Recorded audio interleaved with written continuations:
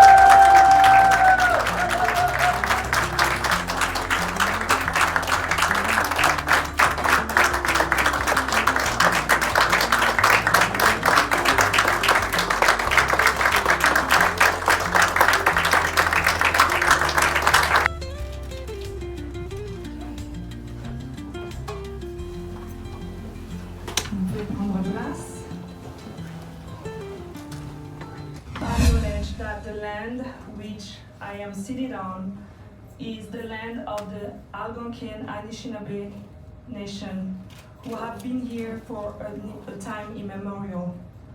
Je voudrais dire avant que nous commencions que la terre sur laquelle je me trouve est la terre non cédée du peuple algonquin Anishinaabe qui vivent ici depuis un temps immémorial. À présent, levons-nous pour les hymnes nationaux du Canada et du Congo.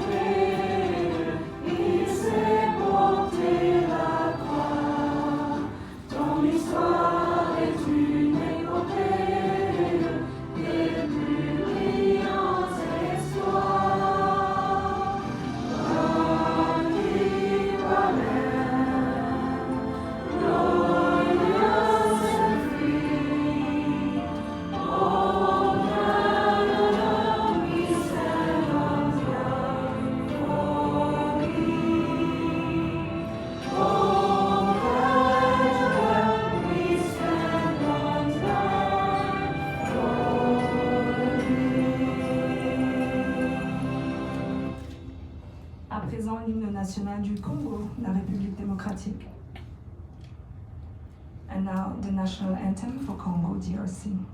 Debout Congolais, unis par le sort, unis dans l'effort pour l'indépendance. Laissons nos fronts longtemps courbés, et pour de bon, prenons le plus brillant de votre souveraineté.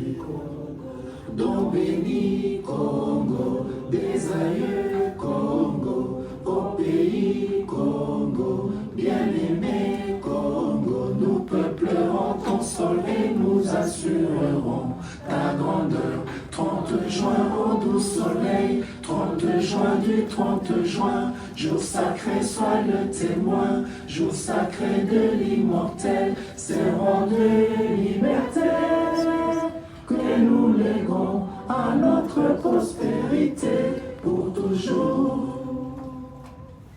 Vous pouvez vous asseoir, sit down. Pour leurs efforts visant à mettre fin à l'usage de violences sexuelles comme arme de guerre. Ce prix n'est pas seulement une reconnaissance personnelle. Il représente la voix des innombrables femmes qui n'ont toujours pas pu témoigner. Dans son discours à Oslo, le docteur a rappelé avec force que ces violences ne sont pas des tragédies isolées, mais notamment elles sont les résultats d'exploitation, des conflits liés à des guerres, notamment à les ressources naturelles. Et ces violences sont d'une flagrance qu'il a appelée à une responsabilité internationale. Le courage de Tom Mukwege est d'autant plus remarquable qu'il a pu exercer son travail au péril de sa vie. Il a été la cible de plusieurs et nombreuses même menaces de mort et a survécu à une tentative d'assassinat. Malgré cela, il n'a jamais cessé de défendre la justice et la dignité humaine. Son engagement incarne une forme de leadership moral dont le monde et le Canada a profondément besoin. Aujourd'hui, sa présence à Ottawa, à l'occasion de la remise du doctorat honorifique qu'il va recevoir à l'Université d'Ottawa, revêt une importance particulière. Elle illustre non seulement la reconnaissance internationale de son œuvre, mais aussi les liens profonds entre le Canada, la diaspora congolaise et les valeurs universelles de justice, de dignité et de solidarité. Dans un monde marqué par des crises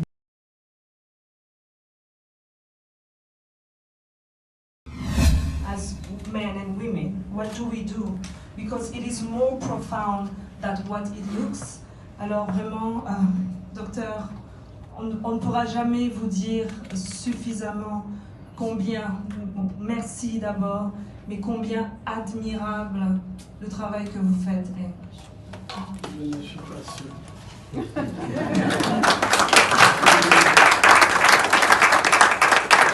pas seul, mais vous êtes unique. Avant Panzi, docteur, l'hôpital de Lemera fut l'un des premiers lieux, comme vous l'avez mentionné, frappé par la guerre.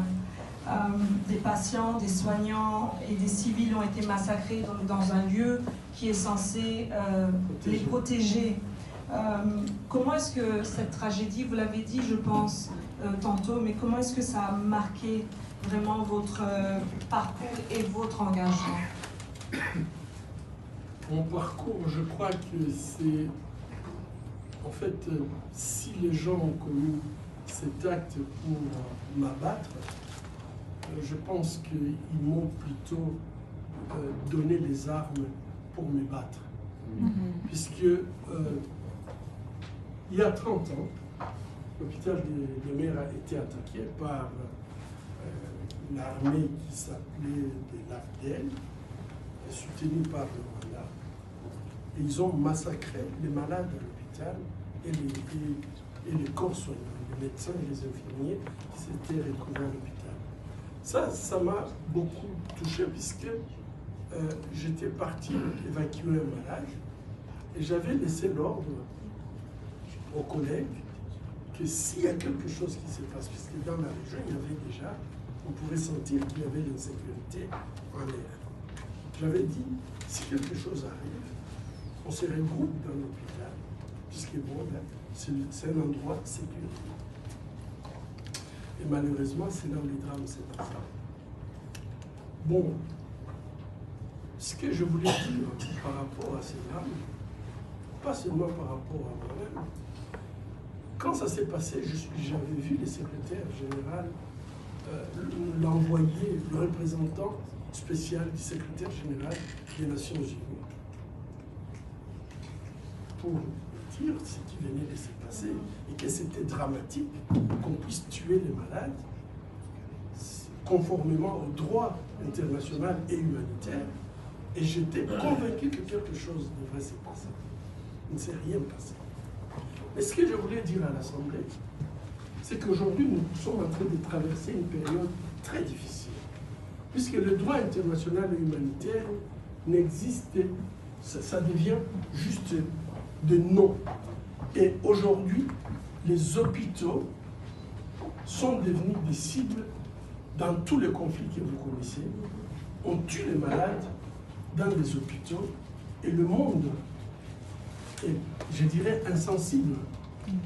Et la question que je me pose, qui est ce médecin qui va décider de rester dans un hôpital puisqu'il a un malade sous aspirateur, s'il a la conviction le premier point qui sera attaqué, c'est l'hôpital. Et aujourd'hui, je crois que lorsqu'on bafoue le droit international et humanitaire, cette impunité a commencé à l'Emera. Aujourd'hui, on voit que les Russes ont attaqué, ont bombardé un service de néonatologie, ont tué des bébés dans la poubelle. À Gaza, on voit ce qui s'est passé, etc. Et je pense que nous devons absolument nous devons nous souder, puisque ça fait 30 ans que ça s'est passé à l'Emera. Et moi, je dois dire, pourquoi ne pas commencer un mouvement au Canada pour dire, il y a 30 ans, ça s'est passé à l'Emera, vous n'avez rien fait, et voilà que ça se passe maintenant partout dans le monde. Commençons à réparer là où on a commencé à faire la bêtise. C'est à l'Emera. Et réparer, c'est réparer comment? Il faut absolument qu'il y ait des actions de justice, puisque ceux qui ont commis ces actes sont connus. Ils ne sont pas des anonymes, ils sont connus, mais ils sont protégés. Et l'impunité, en fait qu'aujourd'hui, nous sommes dans un monde incertain. Nous y vivons, mais quel est le monde que nous allons laisser un héritage à nos enfants si on n'est plus protégé par les droits? C'est la loi du plus fort. Absolument. Je pense qu'il y a un appel à l'action là pour nous ici, qui sommes ici. Il y a un appel à l'action. Le massacre de l'Emera aura 30 ans le 6 octobre. Et j'ai fait un appel à toutes les universités qui nous ont donné des diplômes de honoris causa, à toutes les villes qui nous ont fait citoyens d'honneur de leur ville, de pouvoir organiser une conférence, une manifestation, ou même organiser quelque chose pour dire non à l'impunité, pour tout simplement dire que les malades doivent être protégés. Et personne ne sait où il sera quand quelque chose se passe.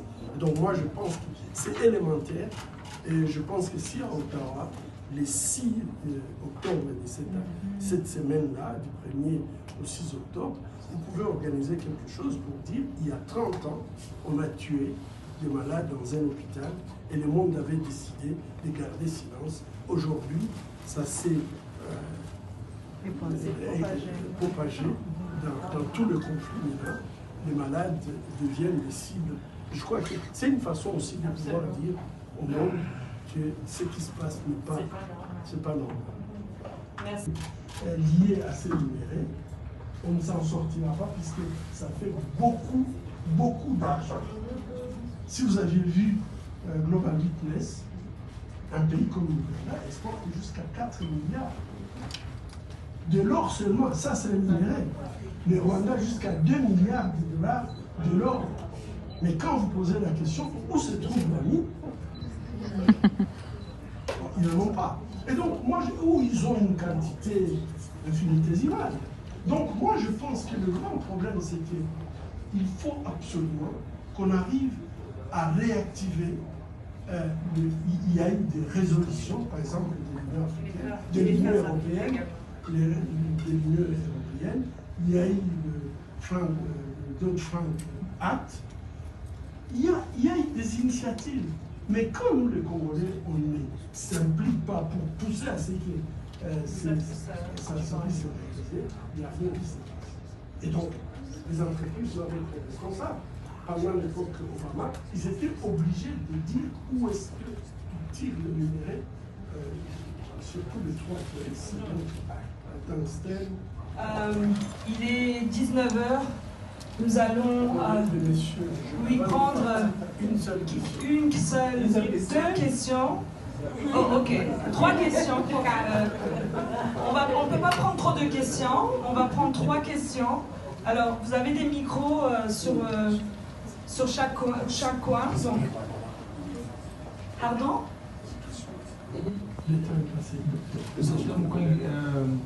Merci pour ta présence ici. Nous sommes chanceux en fait de pouvoir en chair et en os d'être en fait un diamant pour le Congo et pour le monde. Nous sommes chanceux de pouvoir. Quand hier j'ai su que je devais venir ici, il y a une seule question qui m'est passée par l'esprit. on compte sur vous. Mais la question que je me suis posée, comment est-ce qu'il va lui? Comment est-ce que tu vas recevoir? Est-ce que tu es en sécurité? Est-ce que tu peux aller à Panzi? Comment tu fais pour fonctionner? Est-ce que tu es en sécurité? Comment tu vas en général? C'est ça la question que je me pose. Merci pour la question.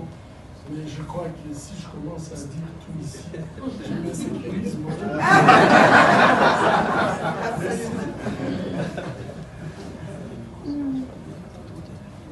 Je crois que j'ai répondu. Merci. Alors, juste un petit changement de protocole. Les sénatrices doivent quitter. Nous allons prendre une photo du docteur avec les sénatrices. Ok, parfait. Quelle est votre principale impression à l'issue de ces symposiums? Je pense que c'était un symposium qui était émotionnel tout d'abord par le sujet lui-même. Donc c'est un symposium où nous avons parlé de violences sexuelles basées sur le genre comme arme de guerre. On a parlé de justice, on a parlé de paix, on a parlé de conscience aussi collective. Donc je pense que l'impression que j'ai de cette conférence, c'est une conférence qui a éveillé. Il y a eu plusieurs questions qui ont été posées par l'audience. Et bien sûr, le docteur Denis Mukwege, prix Nobel de la paix 2018, a partagé non seulement son expérience, son vécu, et il nous a donné aussi des pistes comment justement nous devons faire pour arriver à retrouver la paix dans notre pays, mais aussi continuer à porter fort le problème de violence basée sur le genre. Parfait. Quel est l'impact ce type de violence a sur les victimes, la famille et la société? L'impact, il est profond. Le docteur a expliqué les femmes qu'il a rencontrées. Il a rencontré de nombreuses femmes à travers le monde, aussi bien des femmes en Colombie, des femmes en Corée, des femmes en Ukraine. Et elles ont toutes, et les femmes congolaises bien évidemment, en Espagne et j'en passe, elles ont toutes le même message, bien qu'elles viennent de pays différents. Elles ont toutes le même message, on m'a violée, je suis morte. Donc l'impact, c'est un impact qui détruit, c'est un impact qui te fait perdre ton identité, c'est un impact qui te fait perdre qui tu es. Donc la violence envers la femme, envers l'homme aussi, on parle de violence destructive, on parle de violence arme de guerre. Donc un système vraiment pour terroriser, mais détruire profondément d'une manière inhumaine. Donc l'impact, il est très très très très négatif, destructeur également. Parfait. Quel message souhaiteriez-vous transmettre aux victimes de conflits dans l'est du pays? Tant qu'il y a de la vie, il y a de l'espoir. C'est vrai que nous qui sommes là, nous sommes loin, mais on porte leur message, on porte leur voix pour toutes les femmes, les jeunes filles qui ne peuvent pas crier d'elles-mêmes. Moi, ça fait depuis 14 ans que je suis dans ce combat, justement pour porter la voix des femmes, des survivantes de viol comme arme de guerre. Donc je veux dire à toutes ces femmes que tant qu'il y a de la vie, il y a de l'espoir. Parfait. Et pour notre dernière question, ça va être quelle action concrète retenez-vous de ces symposiums? Les actions concrètes. Nous avons besoin d'être organisés et de se conscientiser. On a besoin aussi d'avoir la paix. Et pour faire cette paix, nous avons besoin de discuter. Il ne faut pas seulement que ça soit des discussions bilatérales, mais collaborer avec les autres nations pour qu'on puisse mettre fin au problème de la RDC. Mais ça vient aussi de nous-mêmes. Ça vient de notre gouvernement, ça prend des actions, ça prend de mettre en application les lois également. Donc je pense que les actions concrètes à notre niveau en tant que citoyen canadien, c'est de continuer à sensibiliser, de continuer à partager ce qui se passe au Congo, de contacter nos députés, de les sensibiliser et d'en parler. Et bien évidemment, ça fait 30 ans. Ça fait 30 ans que cela dure. Donc, on ne veut pas que passer encore 30 autres années à parler de la même chose.